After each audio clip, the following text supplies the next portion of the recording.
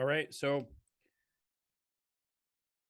this is basically the Shadow Dragon podcast where we're going to talk about OSINT and just rant about random stuff within the industry. So Yay. we're just going to, the design of this podcast is is pretty much we want to share insights, observations, have a lively dialogue and hopefully if you're listening at home, you can enjoy this, maybe laugh a few times, make fun of us, and work on your car in the garage. It's just fun stuff, and we're just going to share our candid opinions on things as we see fit. That may offend some people. Don't really care, but we're not here to be liked all the time. We just want to share the truth and how we see it. So my name is Daniel Clemens, founder of Shadow Dragon. I started our first OSINT tool back in 2009 called Social Net. And I've always used open source intelligence as an augmentation for investigations. It's not the silver bullet, but there you go. That's a little bit of my story. Yeah, I'm Elliott. I'm the Elliott Anderson. I'm the CTO at Shadow Dragon. So all the tech that we wrangle, that's my team.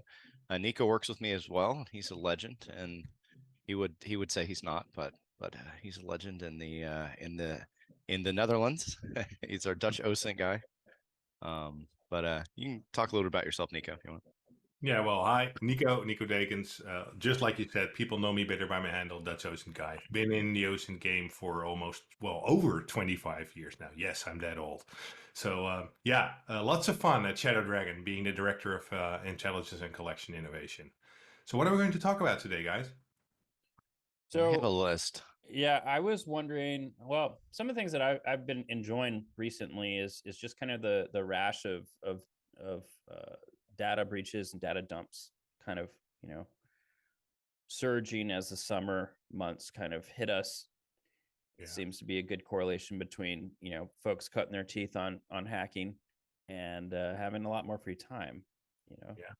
The two big dumps that I was looking at just the last few weeks. One is the China Telegram users dump. So you have like 1.2 million Chinese Telegram users dumped.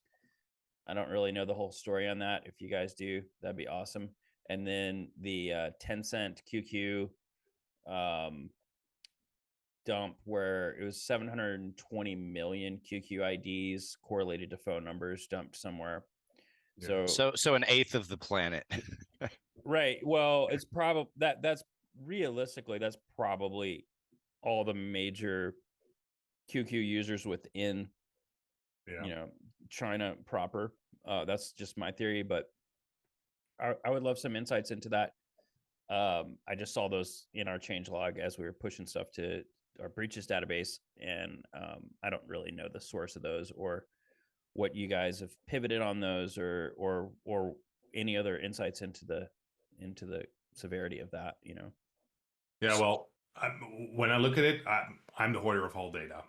Just to get that straight. So if I can find something, I will try and collect it. But particularly when it comes to China or Russia, those are, especially for me as a European guy, very often a black box because it's simply harder to access those regions of the world. So anytime I can get my hands on some data that will give me more insight that we can leverage, for example, within our tools to give our users more advantage on discovering someone's first and last name connected to a phone or an email address, I will not hesitate to collect that information since it's already publicly out there. So also to get that clear, we don't buy, we don't steal, we don't hack data. We only collect data from those open sources and we integrate it within our tool. So when I look at this in the recent breaches, we had a Russian education platform being hacked with a lot of credentials, the resh.edu.ru platform that had how many lines? Almost 10 million lines with date of births and email addresses. I think that's interesting to see that we see a huge spike in those specific data sets the last 3 to 4 months. Maybe it has something to do with the situation in Ukraine and all the politics involved with Ukraine, China. But also what I'm noticing is that there's less traction when it comes to Ukraine and Russia.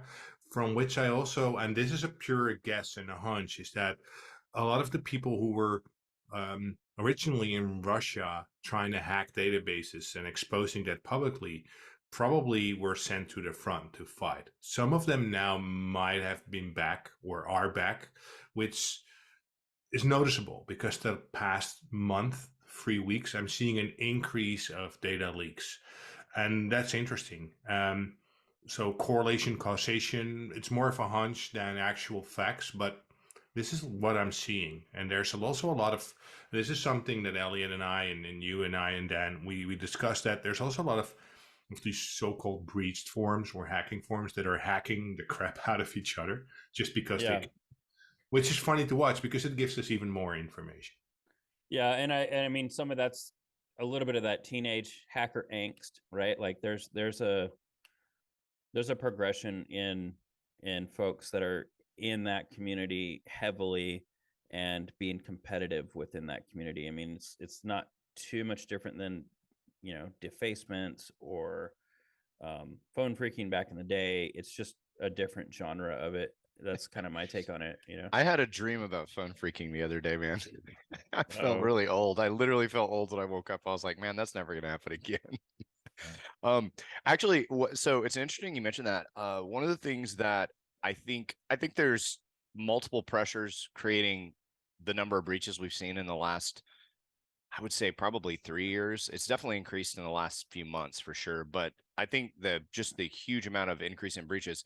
One thing that I really like to tell everybody when I talk to people, and this is more of like, you can tell your mom this, you can tell your grandma this, you can tell your kids this, is that any data you put online, it will be breached at some point, whether it's, you know, a quantum computer 50 years from now that just rips apart the whole internet, or if it's just a poorly configured Postgres database somewhere that somebody just completely owns. So that's something I would just take as a rule of thumb to always, you know, keep in mind that when you put things online, it may not be private. It probably isn't. And that's something to remember. So when you put your credentials in, when you put your name in, your social or whatever you're putting in online, you know, keep in mind, maybe don't put that in, put something random or weird. And that's probably a better idea. But going more into where the breach stuff's going, I think we have two things that have happened. We have the Ukrainian war, which I think has really accelerated a lot of the Russian and Chinese breaches from a variety of political perspectives.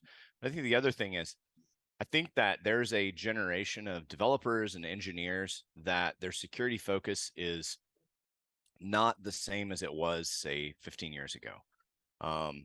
Maybe that's the boomer in me talking, but I was in an interview with an engineer the other day, and I asked him, I said, what happens when you press the power button on a computer? Just explain to me the process. And he couldn't do it, but he could tell me all about Kubernetes and Docker and all these instances and things. And thing is, if you're running systems and systems and systems, the chances of those being exploitable just keeps increasing as you add layers. And so Yeah. I think that breach information over the next, you know, few years, months is going to get even crazier, because I think there's a lot of just very poorly configured, very I would call it naively installed and designed, you know, systems, and people aren't taking their due diligence and doing their pen testing and getting the right security teams to look at things, and just having the right attitude about it. I should understand everything that's in a system and how it works, and I don't think that's where we're going. I think we're going the other direction as an industry. And you know, so I think that the pressure, there's the political aspects of these things, there's the boredom. I think the pandemic kickstarted a lot of that. And then you have just the fact that I think there's just so many systems out there running an image of some Linux install of the server from 6 years ago that's just covered in exploits. You know, so Yeah, I think we're just going to see more of this. There's just going to be more and more of it. So I think it's going to people get. don't update their stuff. That's exactly. But also, what I'm noticing, I don't know if you guys have also noticed that a lot of these mobile applications, particularly Android, are so badly configured that it's so easy to collect credentials with a man-in-the-middle attack or something like that. That it's like these companies don't care about their customers. All they want is a certain revenue. I don't know. I mean, I don't know if it's that they don't care. I like, that's kind of where I kind of disagree on it. I think that they do care. it's just ignorance is bliss sometimes, right? And then you see this ebb and flow of insecurity every few years. I mean, that I've been doing pen testing on and off for over 20 years. And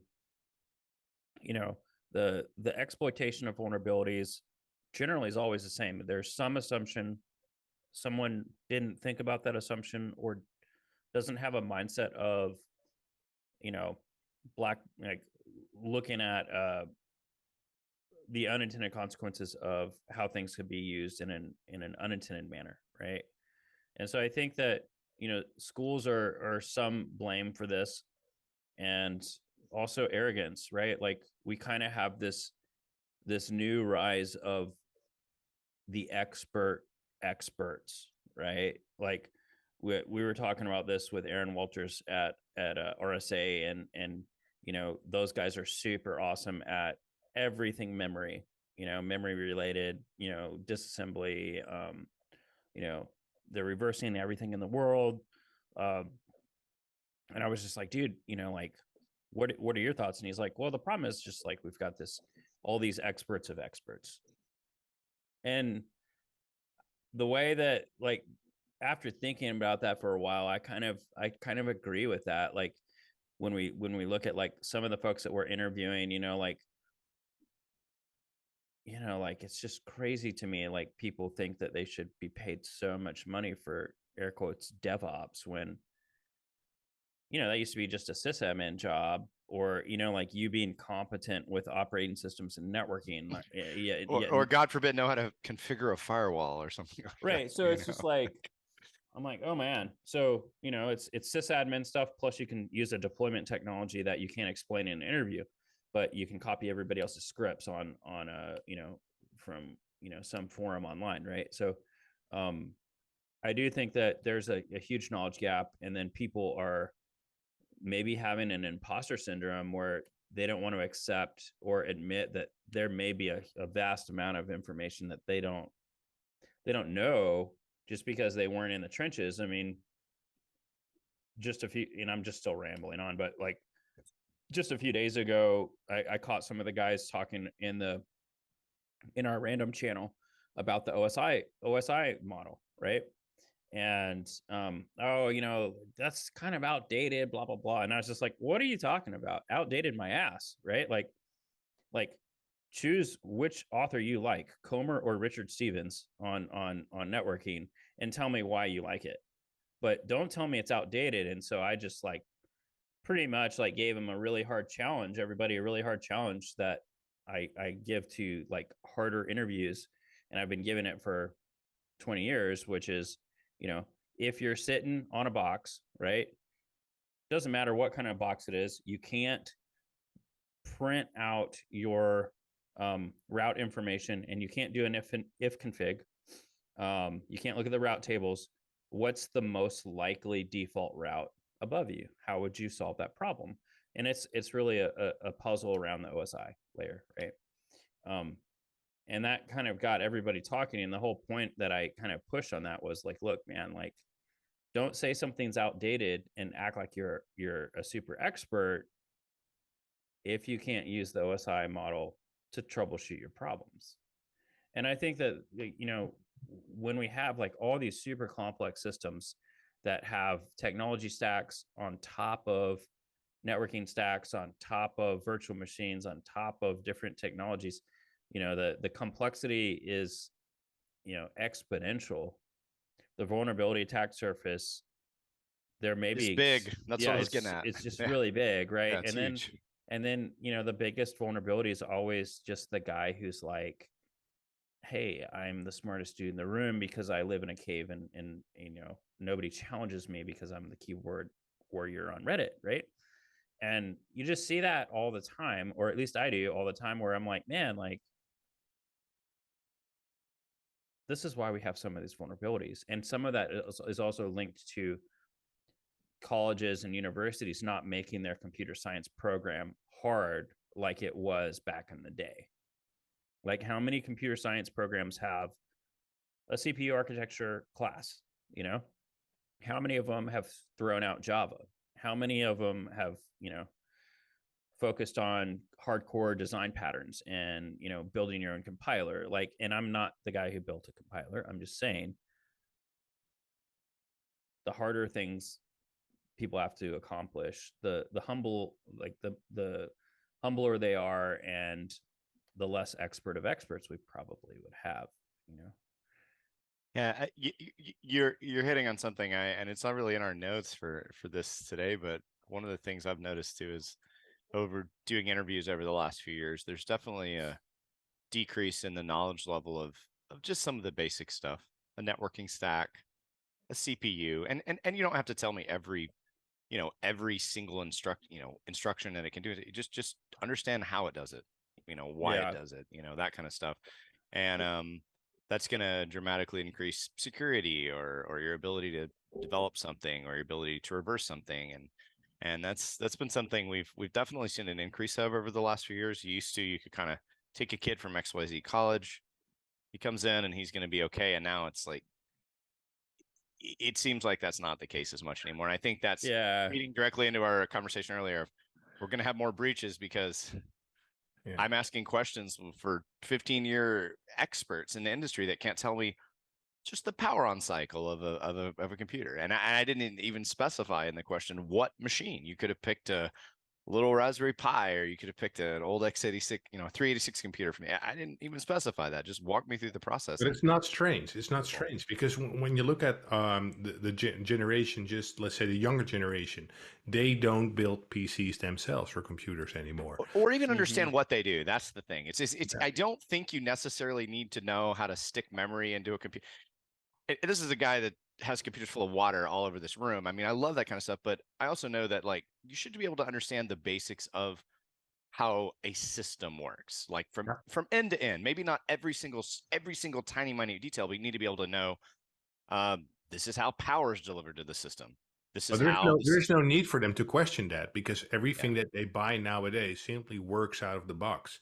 There is no configuration, no setup, no installing, no nothing. So you don't even ask yourself that question, what do I need to do to make it work how I want it to work? Because it works by default.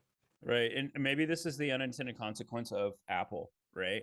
Where you can't open your stuff, you can't look into it, you can't tinker with it, and that whole tinkering and that curiosity, it's definitely less, right? And I'll share kind of to illustrate like how bad some of these folks, these experts are that are coming in for interviews, and part of this is just having a better weeding out process for folks you interview. But one of the questions that made me fall out of my chair one time was somebody, like, we asked this guy who was just throwing around all these APIs, and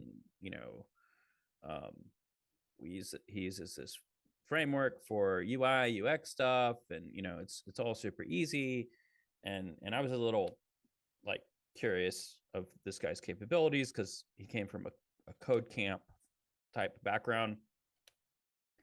And I said, well, what's an API, man? Crickets. It's no response. response. Question. So now, like, and that was a few years ago. So now, oh my, and when he didn't know, I just left the interview, man. I'm like, you guys can deal with this. This is total dog shit. And you'd be surprised. I would say that's like one of the top weed out questions that we have nowadays is for developers is straight up 10 minutes into the interview, tell me what an API is, explain it. That gets a good amount of folks just out the door straight up. And it's so crazy. And especially it's like after they say it, then we ask it, And then the other question, this is kind of around your generality question, Elliott, was you're on your computer, you open up your web browser to go to Google. Tell me how that happens. Yeah, what happens? Yeah, It's a great question. It's a great question because they can go like super nerdy, right? Or they can just be like, well, some super crazy cool magic happens and Google shows up on my screen. It's so cool. And you're like, boom. You're like, huh, wow. Yeah. I'm glad we live in the magical internet where just things occur. I don't know if this is a good dev position or dev Well, ops position, right? I You think I know? think I think a lot of what's really cool about those questions too is a lot of people can answer them well, but you really get to know what they like and what they understand. So you have Yeah. somebody start talking about that whole OSI stack, then you know this guy likes networking, right? You have somebody go way into the frameworks of the browser and the life cycle. You know that guy knows the browser, and so it's kind of a Yeah, cool it way is to really really good. get to see what people know. And then every now and then you're talking to someone who's got 20 years experience, and they're like, "Well, I type Google in, and then there's a Google," and you're Yeah. like, "Oh, Yeah, anyone like, Yeah, can but also tell." honestly, there's or nothing wrong with telling people that you don't know. That's yeah, when yeah, I have totally. interviews, a lot of people are making up an answer. I'm like, hey, it's okay to don't know Yeah, everything. Right. Yeah. that's Or why I you like that do question. That's why I like that yeah, question. I do like that question a lot because it does expose a lot because like at some point in time you do get somebody that's like super nerdy about stuff, and I just totally love those guys because it's like they're like, and then the kernel, it does this thing. Yeah. Like, Yeah, it does this call, evokes DNS gets, the next level. And I mean, it's just like they get super nerdy on every step, and then it pushes it back into your browser, and it's amazing. You're just like, you're hired. Yeah. You know what yeah, I mean? it's always good to hear those. But we have questions. We have a variety of questions that are based on that, on those kind of concepts of like, tell me what you know. Do you like it? Can you describe the basics of it? Like it's not a none of those questions really. I think they're better than the Google questions of like you're an ant in a blender and you have to get out of the blender and you're like because it gets to highlight the interest people have in sort of the technology and stuff that we do. But the number of people that can't answer those questions or really fumble them is incredible. And Nico, you have a good point. Sometimes people kind of embellish it, and it's like it's okay to say I have no idea how the graphics driver writes this stuff at all. I know it does it, but Yeah. that's okay to say if you don't know how I'm that good at works. other stuff that I can Yeah. tell you about. Yeah. Yeah, it's like, well, then it goes off to the renderer and it does its thing and then it comes back, and like as long as you're not answering that way to everything, I think it's okay. But Yeah. those are always kind of entertaining questions. And no, we're not going to talk about every one of our little questions on the podcast, Right. Dan. So Yeah. No, these are just Enough spoilers. Enough spoilers. yeah, enough yeah, spoilers. you come. Yes. Yeah, so So anybody coming to get hired now is gonna be ready for that one. I'm gonna get a yeah, I know, 30-minute but question, that's okay though, because 30-minute like response. that's good. That's good. I mean, that's if somebody's prepared for success, that's always good. But I mean, so kind of going through like some of these interview questions and the tension with the expert of experts, right? Like, what does it look like? I'll pose this to Nico because we've been dominating far too much. Nico, what's it look like for the last 10 years of OSINT? Like, what was it like 10 years ago for you? And what is it like now? And I'll share, what it was like for me, 10 Yeah. years ago. It's a good question. So 10 years ago, and I'm purely talking about myself and the teams that I was in, I think most of the tasks that we did with it when it comes to open source intelligence oriented investigations were manual. So it's Mm-hmm. just you and your laptop and an internet connection. That's basically it. You had to set up manual sock puppets. You needed to maintain them all manually. So the puppeteering was I had a routine just to break it down. Every time when I went, at that point, I was still in government doing some sketchy, clandestine OSINT stuff. So I come in the office at a given moment in time, have myself a cup of coffee, fire up a laptop, start logging into all my sock puppets. Why? Because I wanted to make them look alive. So every morning they logged in, they liked stuff, they played a little game, they did, and then they went searching for the various goals that I had. In the meanwhile, I was collecting information, but also I was trying to write my own little, most of the time, Python scripts or PHP that could semi-automate little tasks. Because I'm definitely not let's say, a very good coder, but I know enough Python to make my daily routine work. That evolved over the years, but that's particularly looking back at 10 years ago. The internet was slower. There was let's say, less social media compared to now, because Hmm. it simply was more doable. If I needed to track down a terrorist or terrorist cell or some kind of arms dealer or a cocaine cartel, their footprint was so small when it comes to platforms. We could do that manually with a team of 4 to 6 persons, and we can keep a tabs on them for months, if not years, if needed. Um, Now, slowly things started shifting to more privacy aware people, more privacy aware platforms, more encrypted communications, which created more blind spots in SEOs. But I think by far the biggest problem the last 5 to 10 years was scalability.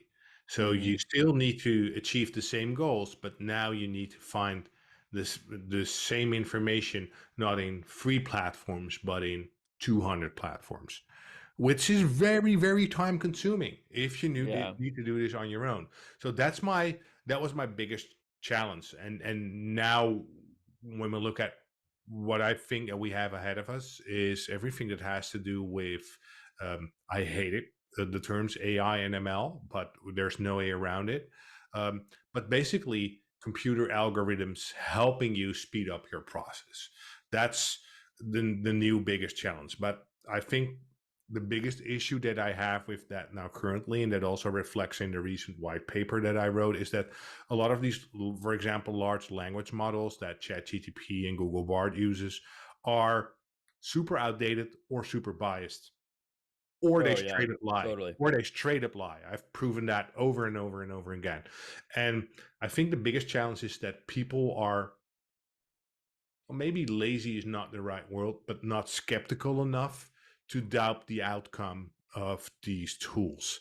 And that's what I anticipate will be the biggest trouble. The tools and the collection is so dumbified that people are not aware of the fall pits and risks of these things. This is why I think, and this is why we don't preach Hmm. AI and ML. We think the critical thinking, the decision part, is always the human decision. So yeah, that's a very short version of my, let's say, past 10, current state, and upcoming. I think the biggest challenge will be scalability and to have enough time to do the thorough analysis yourself or with your team. One thing I do think that may be getting possibly a little easier, a little bit, is the communities have gotten very focused. Very, like, for example, if you go into a hiking community, I don't know, all trails or something like that, everybody's talking about, trails and hiking, and they're going to say things about, their family or where they live or where they're at because they feel comfortable in that smaller community. And we've talked about that, a couple times on the podcast in the past, but I do think that the breadth of what you have to cover now is huge. But when you do find that right spot, people's guards tend to be very low. Yeah. And I think that's going to increase more. I think that there's going to be I think you're always going to have your Twitches, you're always going to have your YouTubes, you're always going to have your Instagram influencers and your big OnlyFans people. You're always going to have a platform this is the big one that everybody follows, this one guy and Mr. Beast or whatever, But what I think's happening to the internet is it's becoming more tailorized, and the AI bubbles obviously are created in those places too. But I think that does make the OSINT investigative process a little easier once your net hits the thing you need. Unfortunately, the problem is there's so many places, there's so many. I do think though that comes also with a new challenge, because now and 10 years ago, most of the internet was plain text, UTF-8 text. And It's now video. we're seeing more and more imagery and moving footage, which brings a new challenge, because let's say analyzing 2 pieces of paper of text versus 1 hour of video with multiple people talking and angles is an entirely different challenge. Yeah, and the other thing is if there's multiple languages in that video, we've done a lot of research on that. That's actually pretty hard, even today with all the hardware that's out there. That's pretty hard to quickly go Yeah. through, and that's just the Especially machine multiple. process. That's not actually that's not even the investigator then looking at it. It's as soon as there's 10 languages in a video, it's like Yeah. the computer really has a problem with that. So the Multiple models do. people speaking at the same time, same issue. Yeah. It's background noise. But again, there's no fun if there are no challenges. And luckily, again, there will be machine learning algorithms that will be capable of detecting speech or certain dialects. And it's an ever evolving world. And we see those things out there as well. But it also comes again with you need to learn as an OSINT investigator. So probably you either need to outsource it to a commercial party, or you need to be capable of setting up your own graphics cards, those expensive, more expensive cards, training them, trying to understand it. And this is also something that so in the courses that I teach, I try to teach people Python in basically 1.5 days, which is impossible. So I always tell people, what do you want to be? Do you want to be an open source intelligence analyst, or do you want to be a software developer? You choose. You can only be one at least when you want to do something good full time. So, but I think it's important for you as an analyst to understand certain programming languages in order to read it, because there might be vulnerabilities in it. It might be communicating to a server that you feel uncomfortable with. So with that, you need to understand those algorithms and those language models. And this, again, is for me personally a big challenge, because when you look at the corpus of an LLM from ChatGPT, which is supposed to be open, but there is so much information in there. It will take me on my own probably a year, if not longer, to fully understand how the inner workings are working and how I could trust that system to work for me or with me in my investigations. And those are challenges that I'm spending hours and hours thinking about and trying to outline how to deal with them in the coming years. It's a similar path, but maybe a bit more of a little bit of a bunny trail. My daughter and I have been doing a lot of stuff with Stable Diffusion. And if you don't know what that is, it's a AI image processing software you can run on your computer. And I could give it a bunch of Nico's faces and say, hey, show me Nico in Braveheart, and it could do that. Or we were talking earlier about somebody wearing the glasses to throw off the facial recognition. We could cut out part of the face and say, show me all the faces. But one of the interesting things that I've noticed is you can give it text prompts and you can say, I want 2 cats fighting to the death in World War I military equipment. Yep. And sometimes it will just choose not World War I military equipment. It'll choose weird space equipment and things like that. And so I think that loops back to what we're just talking about the AI stuff. The analyst's ability to understand how these systems work at a high level and then at a more intricate level is super important, because that prompt is dumb. 2 cats fighting in World War II equipment, and then all of a sudden it shows me cats fighting in it was like Buzz Lightyear armor or something. Right. Like it totally got it. World War II or World War One? I did World War I and II, and then one of them it shows like cartoon spaceship armor. Now that's stupid, but if we start applying AI algorithms to video processing and to the analytics of who somebody is on a graph or something like that on a big link analysis graph, then you're going to end up with, if analysts trust that, they're going to literally trust something that freaking dumb.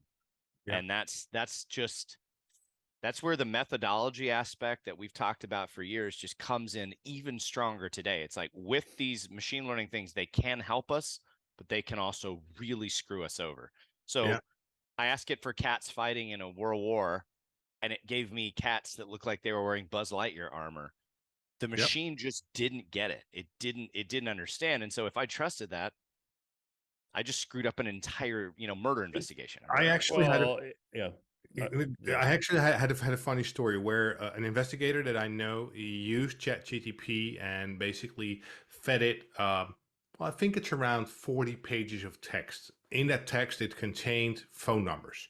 So basically, he fed it to ChatGPT. He said, extract me all the phone numbers. So, and it gave it back a nice list with phone numbers. And so he said, isn't it wonderful? I feed the information to a system. I ask a question and it extracts all the phone numbers. And I was like, can I get that data set and can I play around with it and try to reproduce what you did? Because I'm a little bit skeptical when it comes to these systems. Also, I just told them, hey, you're basically uploading law enforcement evidence to a third-party tool, which may You're be just going to use illegal. it in its index. You're Yeah, just going to start using it in an index. exactly, which may be Yeah. illegal, but that aside, and interestingly, when I did it, I asked that question and it gave me a list, but then I did it, let's say, the old school way. So basically, drop it in, let's say, an Excel or spreadsheeting tool, and then extract that based upon the regex and get all the information out of there. Interestingly, I got more numbers, more accurate results. And I went back to him and I'm like, so how would you do this? If you need to go into court and the judge asks you, hey, how did this go? 2 fingers. I solemnly swear this is the way it went. What are you going to say? Hey, I dropped in 10, 20 pages. I asked a question and it gave me this answer. Magic sauce. And it's like, again. Yeah. Well, there's crazy.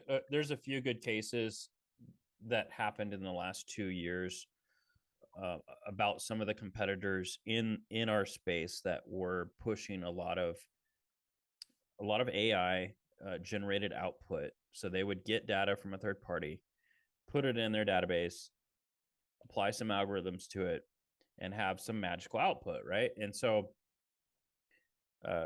U.S. government took that information to court, and when asked about, how did they come to these conclusions, they're like, well, there's this AI algorithm in the software, blah blah blah. Of course, the judge is like, okay, explain it to me. What does the algorithm do? How did you get from A to D? And they Statistics were like, class yeah, in the courtroom. they were like, okay, cool, we'll just get the vendor. And the vendor comes back and says, sorry, you got to hold that back. Yep. We're not going to help you. And that vendor, everybody knows who they are. Like, they're losing their clients left and right that are government clients because of that type of behavior. You can't have this super crazy voodoo box that just outputs magic and then you can't explain it. And then even if you could explain it, you think you're going to get the guy that can explain the linear algebra and the machine learning process and how it made those jumps based on the learning model that it's currently doing for the conviction of somebody right in front of you that's arguing for their innocence. It's just kind of like, Terminator style. Right? I really think too, to be a little bit on the other side of that too, is like, if you do utilize AI, I think it's extremely important that anyone using it understands at least the basic concept of what's happening. I think that's because like Nico said earlier, we're going to have to use this stuff more, especially with video and things like that as time goes. But I think it's really important that as an analyst, from a due diligence perspective, and as a corporate, a company and a culture perspective, we will show you the code's available. You can see what it does. Yeah. This is the path it takes at a high level. It tries to do this, and so I think that anybody that's not doing that, that's red hot. Don't touch it. That's going to burn your hands. Like, that's bad. If you're not capable of manually validating the outcome of any, let's say, model, then you're not doing your investigation, let's say, right. Sorry, Dan, go ahead. No, I there's just going to be a rise in transparency in this, and there's probably going to be a rise in some regulation around it, right? So I would hope for like some kind of internet bill of rights that includes this, plus complete freedom of speech, right? Where it's absolutely outlined and there's complete transparency and people aren't getting confused. Yeah, I fully agree. Nico, we've got some other items on our list today. One of them we've got on here that me and Dan are in the US, but you're over in Europe, and there's definitely been some weird stuff happening around like lone wolf stabbings and sort of people just really getting wild. Yeah. What are your thoughts on that in relation to the internet, filter bubbles, just the political, situation?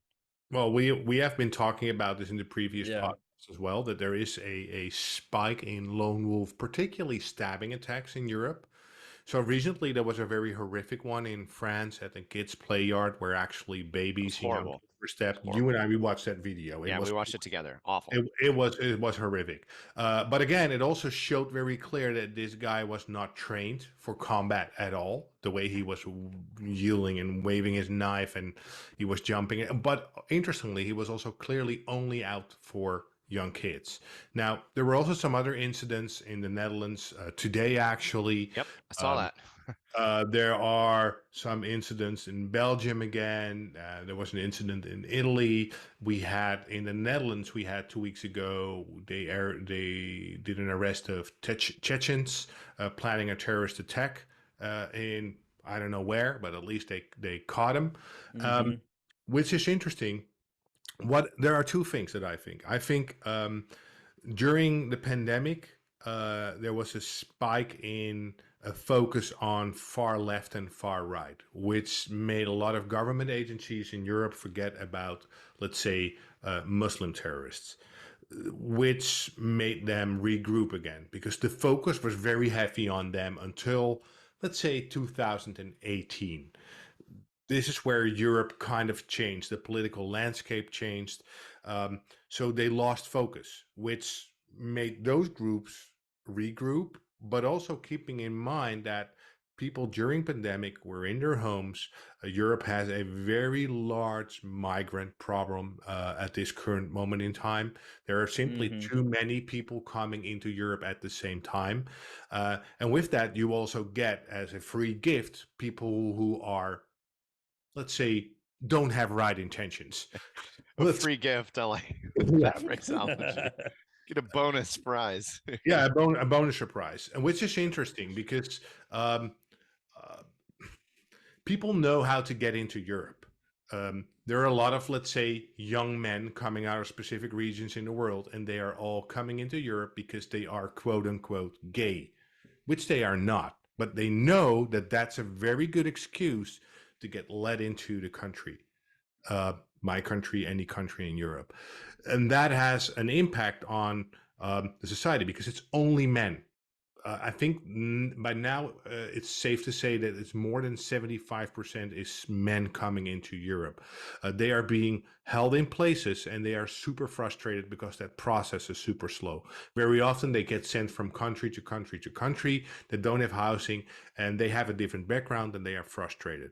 With that, we also have terrorist cells with goals. And I can see because I did not forget. I did counterterrorism for almost 15 years in my government life, and it's just, let's say, old habits to keep tabs on certain keywords and tracking that. I see that there is a huge upspike in, Hmm. let's say, Islamic State orientated propaganda, keywords, and a call to action, which comes back to your comment again, Elliot. There's Nowadays there's so much AI and algorithms going on these on any particular platform. So think of a search engine, think of a social media platform that will basically custom tailor your account. So if I now set up an account Yeah. on TikTok, on Instagram, on Twitter, that algorithm on that platform will custom tailor results and friend suggestions to me based upon the topics that I search for. That has always been the case. 10 years ago, nothing different. But now, since these algorithms are so fast and so efficient, they basically pull you in deeper.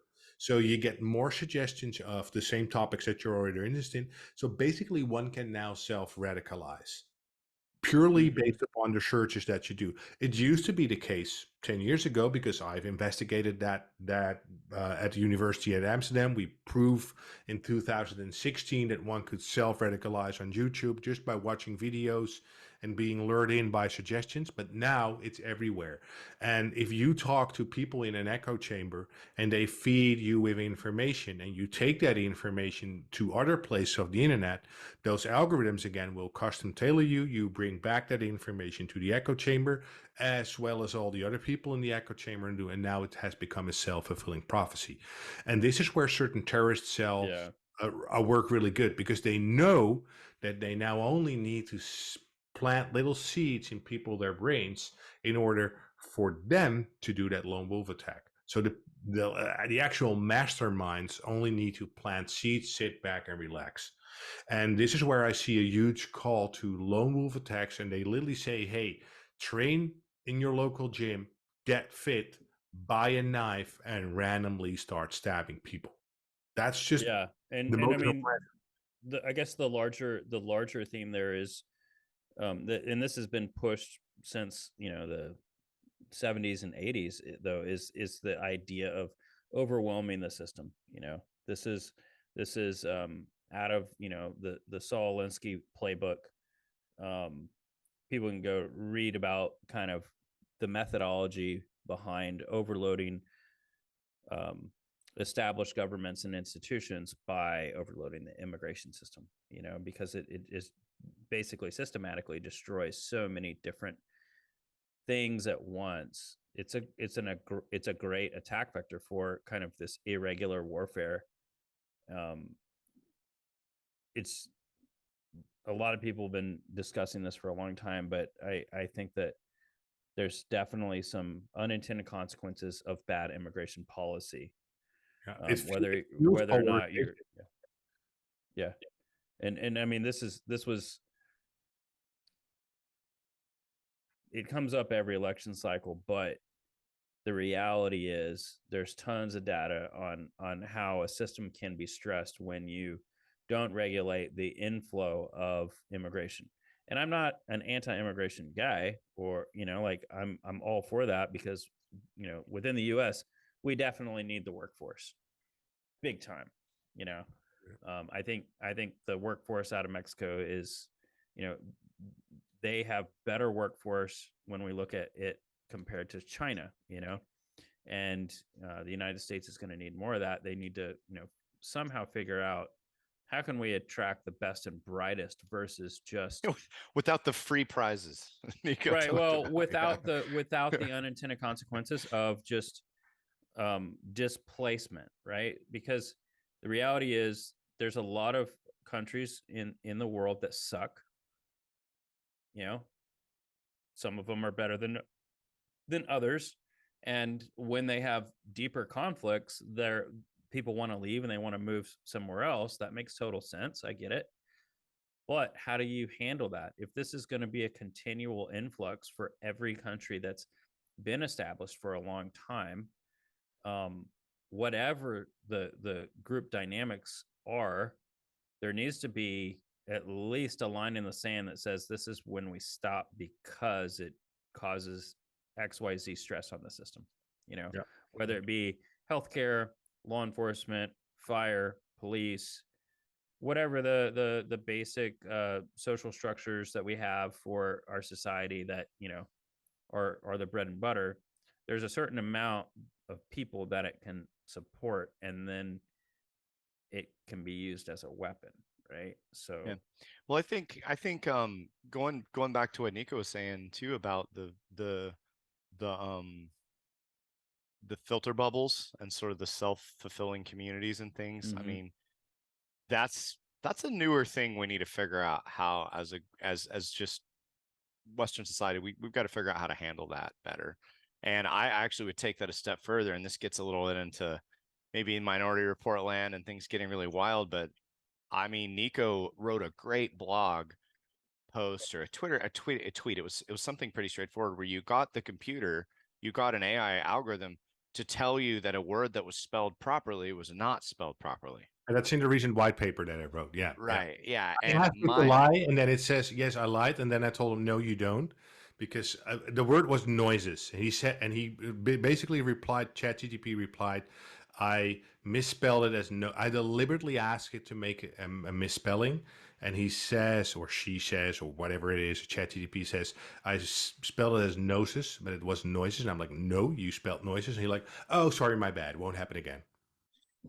Yeah, and so the concern that I have with where this can go is somewhere that I think actually could be an unregulated space of like ridiculous chaos.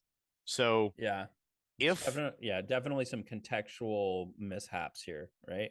Right. Yeah. And I think that those filter bubbles not only they're obviously going to suggest as we've seen, Nico, where if I get on to Instagram and all I click on is girls in bikinis, Instagram's going to go, oh, I know what you want. You want girls in bikinis. That's what you want. And then if I go, oh, I want, jihadist propaganda, it's going to go, here's jihadist propaganda. What I think is sort of the next step that may get really strange is I think that because the filter bubbles are being guided by a system just like similar, the exact same algorithms. I mean, the algorithms are the same as like what ChatGPT uses or what a lot of these use. I think they're going to start creating realities that are not even real and are not even human. I think we're going to see some very strange, I would say schizophrenic things input it's a reflection of mankind, because when you look at the data corpus that all of these things uses are years and years of information that we all dropped on the internet, that we put there. Our opinions, our white papers, our academic research, our social media posts, our blogs, our little rants, and that what forms, let's say, the brain of AI and ML. So basically, and people lie all the time. People make stuff up all the time. And basically you get an amplified version of that by using these models. Right. And that's what I'm saying is I think we're actually going to see, probably in the near future, we will probably see a serial killer or a terrorist attack that's based on a concept that doesn't even exist. Like it's a completely fabricated, not by even that person, but by a system that says, oh, I noticed, I don't know, people that wear red hats and ride green bikes are anti-Islamic. Some sort of crazy, I was thinking, because if you have these algorithms, and if you put them up on your own monitoring and decision models, and you think of a scenario that Elliott just sketched, what if you're monitoring for, let's say, lone wolf attacks? You're monitoring for specific keywords, but now the algorithm tries to help you, and he or she says, hey, just like Elliott said, I'm noticing a lot of people wearing red shirts in these pictures. Based upon my model, the more red we see, the more of a risk they are. Now let's start flagging these people based upon thin air. And that's where I think these algorithms come in, because they will all have a form of bias, and they will all have a form of assumptions based upon how, every model is as good as its corpus and how it's trained. And I think it's so hard to program nuance, figure of speech, extracting idioms, those kind of. If Nico, if you could do that, we would write a dating app that just tells you what to say. Right. And then you would just, we will call the money. We will be filthy rich. Yeah, we would the have nuance is lost. Yeah, we would have a hedge fund is what we would have. And it would be real sentiment analysis across every language set that actually worked versus a bunch of people saying that they have that, right? But I think that, like, there are certain things that we see in society right now that are the outputs of persistent echo chambers that do have some very primitive AI, algorithms applied that have been going on since 2012. I think that's where we see some of these crazy leaps in just logic, where insert whatever the topic is, if I disagree with it, it is racism, and you're like, help me out with that one, right? Like, it does, some stuff is just so far out there already, and it's, people sitting in their own echo chamber, and then that becoming normalized, and then never being challenged, nor being okay with any level of discourse, which is kind of the output is this cringe totalitarianism that's creeping into our society more and more, right? Like, we can't handle that topic, we have to ban it, or boycott it, or label it as super bad, we can't even talk about it. Like, look at Ireland in the last week, wanting to restrict freedom of speech so they could preserve freedom of speech. Like, what you know, like, hey, like, what happened to the Irish? You know, Yeah. what is going on over there? It's It's insanity, you know? It's, yeah, exactly. That's it. It's insanity. Yeah, but it's interesting. I think it's also a very interesting time to be alive because, but I think we are all old enough to have experienced the beginning of the internet, the Yeah. PCs, to computers, and now we're getting close to quantum computing, and all those AI stuff. We'll see if It's very Apple's interesting. glasses take Oh off. yeah, and the glass, the metaverse, the virtual They're world. coming. It's coming at some point. We'll see who gets it right. But it's Dude, super interesting to learn yeah. from. Yeah, I think the new glasses that Apple released are really cool. You know, like, I mean, think about it for folks that have ALS or Oh, something like that. That's Oh, just like, there's a million amazing I reasons. know That's it's just such a gift right now on some of that. That's just so cool. yeah. After we just get done ranting about AI. yeah. Let's use glasses to tell us what's going Sorry, on in the I'm just world. adding some empathy here, right? So I'm just thinking about some of the older folks in our generation, right? That have those struggles, and I think that's just going to be a really good gift for them because, you know, for folks that are on that ALS spectrum or whatever, you know, like, goodness sakes, like, that's just really nice for them with, Yeah, you know, medical some world, of the, remote surgery, all that kind of stuff. yeah. But also, I need to point out a little bit of a downside. But how are we going to deal with setting up synthetic identities in the metaverse? Because those goggles, eye tracking, all kinds of stupid telemetry going on, and if you need to wear it, it will be super hard to suck puppeteer any synthetic identity out there. There's no way we're working on that right now, Nico. There's Yeah. no way. No. That's a great question. So you're saying I'm getting those goggles to my office? No $3,500 Yeah. goggles today. Are we working Yeah. on the telemetry and how that data is read? We may be learning Yeah. and putting all that together. No, yeah, I'll get you those goggles this year. I promise that. But how are we gonna have it, you know, drive collection through that? I don't know yet. That's gonna be a good hardware hack, right? You know, Yeah. Yeah. this Well, gets back to debugging. one of the things one of the things that's always that I love about sort of the job or the challenge of, you call it basic, it's kind of reverse engineering. It's kind of just observing the world around you. But one of my favorite stories is the guy that figured out he could create traffic jams in London by just Oh, getting yeah. 200 cell phones and Yeah, putting them I've in a heard wheelbarrow. That's awesome. And he would just be like, I'm just gonna put these right here, and that way all the traffic doesn't come by my house. It would block the street, and all the GPSs would avoid his street. Dude, And I love that.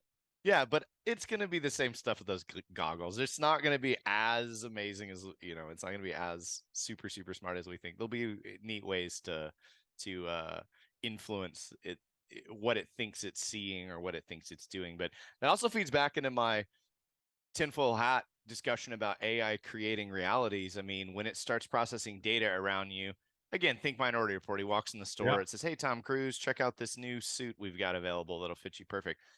You know, there's gonna be suggestions those systems make and put right in people's face, literally floating out in the air in So front of them. crazy.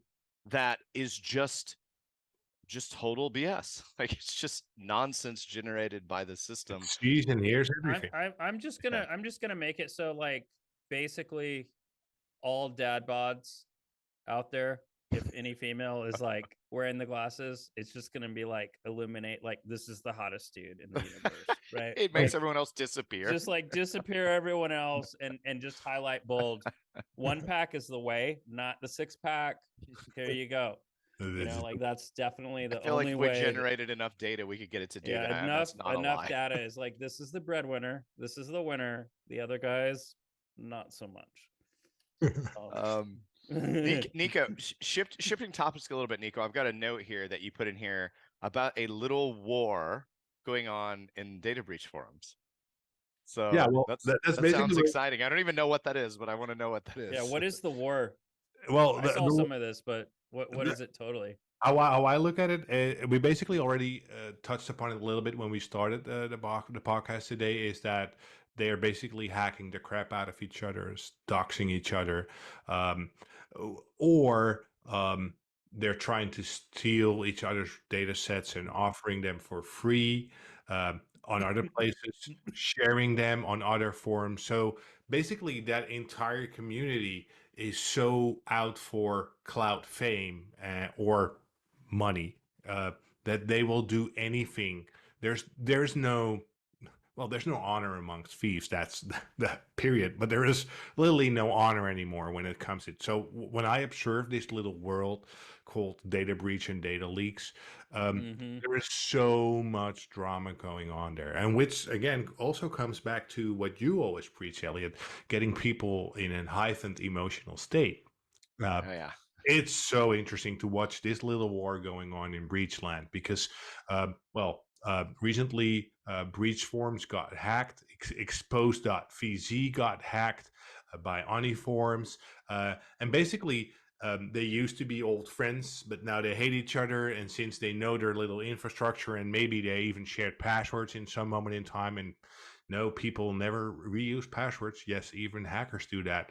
They get access to certain forums and now they leak it. So yeah, when it comes to that, there is a little war going on, which makes it super interesting for an open source intelligence investigator like me, because when people are at war, they make mistakes, operational security mistakes, or they overshare information. So it's super interesting to observe that world now. The world of breaches is a gold mine when it comes to intelligence collection. Yeah, it's only going to get better. I think that's only going to improve and get better over time. And you hit on one of my favorite topics, which I'll preach constantly on, and that is the more heightened you can get someone's emotional state, the dumber they're going to behave online, and they're going to give you what you want. So yeah, exactly. So it's just nerd wars, man. Nerd wars continue. Yeah, Awesome. 100%. Yeah. So I was still following the last thread where we were talking about some of the glasses and augmented reality and AI and all that kind of stuff. So like attaching something else to that is like kind of where's the line on that between open source information and OSINT in the future, right? And in the augmented reality with just collection in general, as well as, you know, some of the AI stuff, you know. What do you guys think? I think from an OSINT perspective, I think a lot of the generated content coming from AR, which is what I think is going to be bigger than VR type stuff. I mean, VR is going to have its role, but I think a lot of it's going to be kind of, this is what I'm seeing right now. And that's going to be the videos. Like, I think the sort of TikTok selfie kind of stuff will turn into like a avatar built view of what they're seeing. So like, hey, I'm at the beach, here's me running around or doing whatever. And that's going to be a lot of the data that we end up grabbing. When you move into the telemetry and that kind of data on it, that starts moving into a realm of like, is that OSINT? How can we get it? What does that look like? You know, that, so I think there's going to be some sort of a line there. And obviously I think there's going to be some regulations on this, because I am here to tell you the first thing that a high school kid is going to do when they get those glasses is they're going to make all of their friends naked. That is the first thing they're going to do. It is the first app that's going to be written for this thing. So there's obviously, again, that's going to really get people upset, and they're going to get excited and start having to draw lines around that. But I do think that people publicly recording the world around them, their interactions with their friends, I think in the very near future, the ability to just draw you as you in this stuff will be there. I mean, it's that Stable Diffusion. I can put you guys in an anime. I can put you in anything. It's really easy. And so kind of do that in a real-time situation. I think a lot of that's going to be the data that the OSINT community is going to be grabbing and looking at and having to go, oh, where is this location he's at in this scene or video or whatever? Who is this person he's with? That kind of thing. But I don't know, Nico, what do you think? You probably have some thoughts. When it comes to OSINF versus OSINT, I think it's, first of all, it's important to let the audience know that open source information simply lacks context and analysis. It's just information found in open sources. So there's no actual context, no analysis, no processing. OSINT is basically an structured methodology to collect, process, exploit, and analyze open source information to address a very specific intelligence requirement. And now, when you come back to what Dan just said, finding information will become increasingly challenging because we now have hardware devices in various ways in the form of goggles, maybe gloves, maybe smartphones, maybe a vehicle. Because don't forget, the cars that we drive are computers nowadays. The bikes that we ride in the Netherlands are computers. They're all connected, which generate open source information. Now, Mhm. how can we collect all those pieces of information? That is the hard part, to turn that into a OSINT outcome. Can I collect data coming from an Apple Glass? Can I collect data from Meta's their goggles? Can I collect data from a Tesla? Can I collect data from TikTok? And now I need to combine all of those worlds to address an intelligence requirement. And I think that's the mistake that a lot of people who are claiming to be open source intelligence investigators online are making a mistake. I see too many people practicing open source information collection because there's so many people who do not thoroughly analyze that information, that do not process and exploit the pieces and nuggets that they found to address that one question that they want to have an answer Mhm. to. Your thoughts, Dan? I think it's a fine line, right? So the goal is a report that has some valuable nuggets there, right?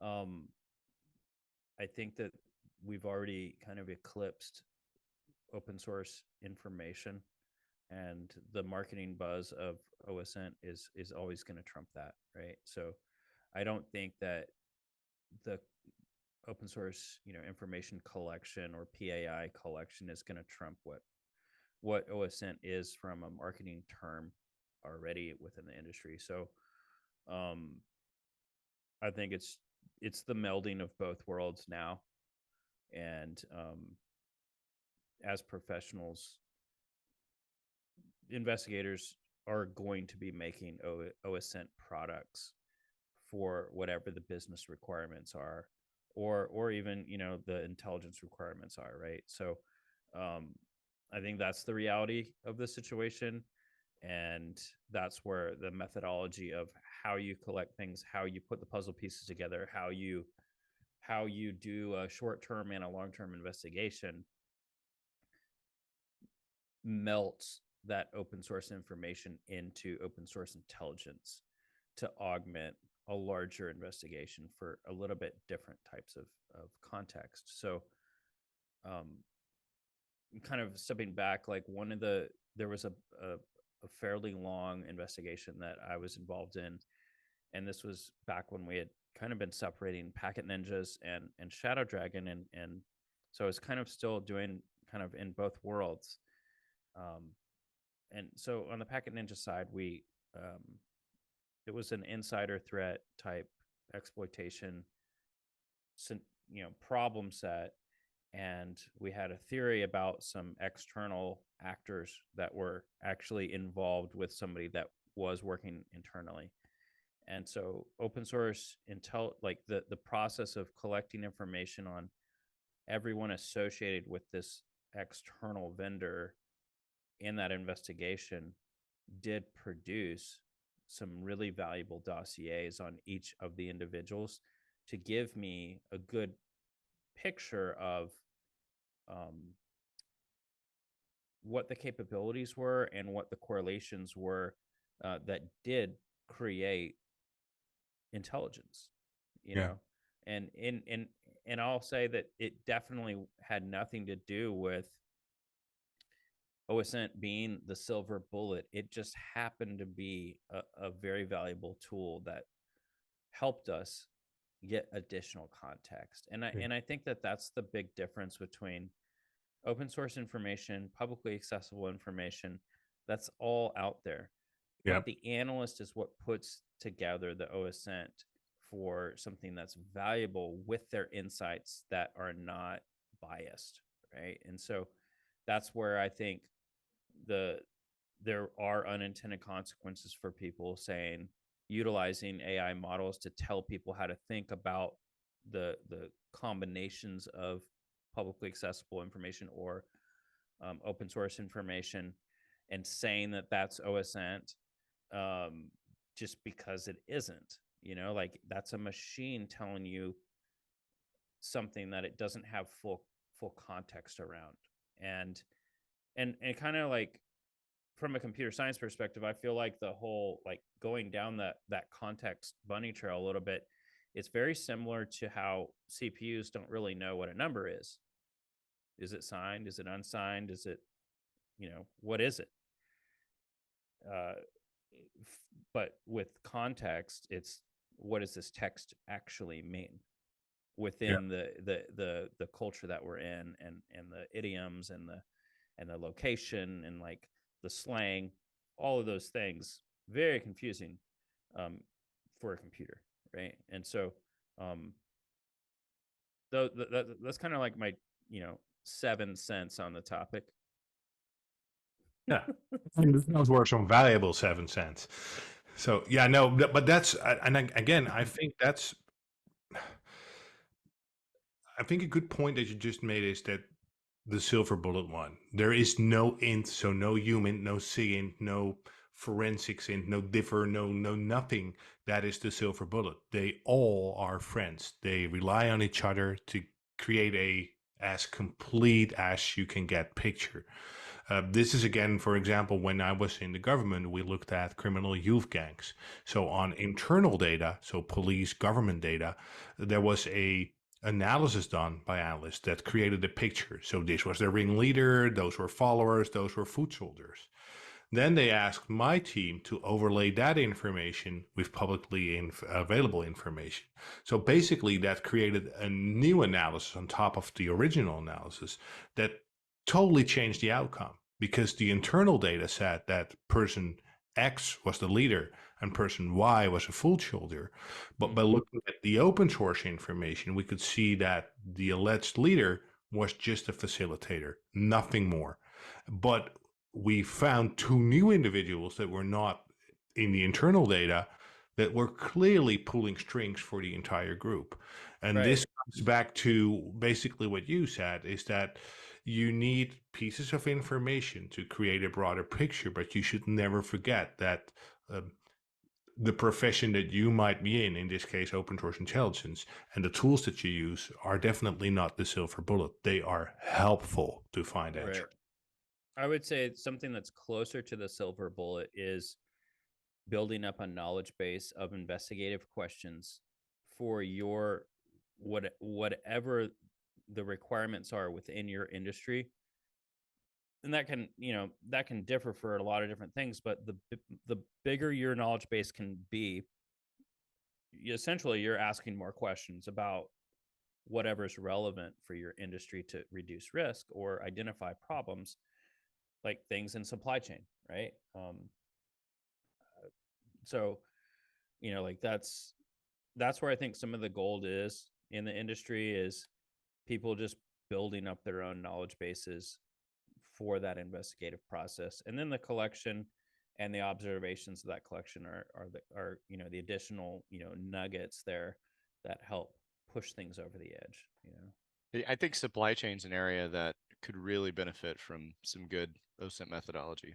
I think that's an underserved group of businesses in the world. So yeah, I would say that. I would also say that with even within the industry itself, right? Supply chain is a big thing, and I think a lot of people might be looking past it or not asking enough questions about it. Yeah, I agree. I love a good old ACH, analysis of competing hypothesis, will always help you ask questions, just like you said, Dan. It's old school. It's not fun to do always, but it will help you find gaps and it will help you find answers. I would kind of, going back to that supply chain issue, I mean, like, kind of eliminating that. Probably people are always like, what the hell is this guy's problem? Why is it important? I think it's really important to understand where your collection comes from. Oh yes, yeah, that's very important. And we've just seen some pretty bad disasters, right? But without going into too many details, like, we were able to figure out kind of that recent report that Meta put out last year on Voyager Labs and what's that Russian company's name? Social Oh, Links. Yeah. And a few other folks in the OSINT industry. When I read that, I was thinking, goodness sakes, why is there an overlap here? And some of the overlap seems to be all those folks were using the same vendor, an Israeli-based firm that was doing the synthetic identity creation and back-end infrastructure for all those companies. So that's like one thing. Like, I know like there are a few folks that are partnering with different providers of open source intelligence or open source information collection. One, you need to know where that company's from, where their developers are from, and then how does their backend really work, and then what's their transparency statement really, and especially the transparency statement. That's yeah, really important. If you're buying something, you need to have full transparency, right? yeah. Yeah. So Yeah, like, that's something that we're pretty adamant about, and then what we do is, anything that we build, any of our techniques, any of our technology, you can manually do it. You can see exactly how it's done. You can follow the breadcrumbs. You can see exactly how that works. And if anyone says they can't do that, that's a pretty good red flag right there, that there's a problem. They can't, if you can't describe where you got something and how you got it, how can you trust even that information? yeah. So that's Yeah. Yeah, but also, for example, in Europe, we have GDPR and those rules. Yeah. So if you are in government and if you are using specific tools and that, for example, pre-scrape a lot of data that's untargeted, and it will only become targeted when you as a customer ask a question, that information by default was scraped illegally according to GDPR laws. If you are, let's say, law enforcement, tax authority, I don't know, customs, whatever. So if you're planning on using those tools, please go ahead, but be aware of the fact that if you need to show up in court and if a smart judge asks questions, your entire case may go directly into the waste bin because you simply use tools that you did not audit or they are not fully transparent. Right. And I think that is also an increasing new problem in the industry itself, is that there are a lot of awesome products that can deliver a lot of data that can be turned into intelligence, but if you need to use that information in a court of law, you need to be able to tell where the information is coming from and what technologies were used to get that information. And if that's not transparent, it's unusable for certain, let's say, clients. Yeah, that's true. It's totally true. And I think that regulatory piece is just really difficult, right? So like, we have varying degrees of regulatory compliance, and it is just very difficult, right? From a business perspective and a collection perspective, and how things go together, where that collection is actually taking place, where the developer's actually from, what's the technology behind that, which is another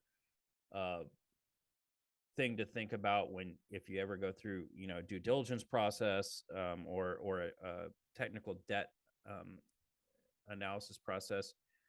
These things are pretty hefty, and so I would just encourage folks that are out there. I'm not trying to push our product. I'm trying to just always push awareness to understand what is the infrastructure behind what you're getting. And that, I mean, you could apply that to Reddit. You could apply that to Google. You could apply that to, what's the infrastructure behind that? Or even ChatGPT, right? So you got to know, who backed something, where the developers are, where's the infrastructure from, and what does that really mean to your business, right? And there's pros and cons there. It also kind of amazes me because I do a little bit with OSINT, so I'm in a lot of, let's say, conferences and places where it's purely 100% open source intelligence, which means that the people talking there, the people that have booths, vendor booths there, and the people attending, all are in the open source intelligence space. I think it's safe to say that almost every conference that I'm at, I will have at least a handful of people coming up to me and say, "Hey, Nico, can you hack WhatsApp or Single?" Oh, right. Yeah. And I'm Hack like, my face, hack the Facebook. Like, yeah, and can I'm you like, hack, I'm like, you can hack this? And you're like, what? I'm like, what do you do not understand on open source intelligence about the word open? Open means that the information has to be coming from an open, accessible source. Maybe sometimes you pay or you need to, let's say, authenticate to a platform.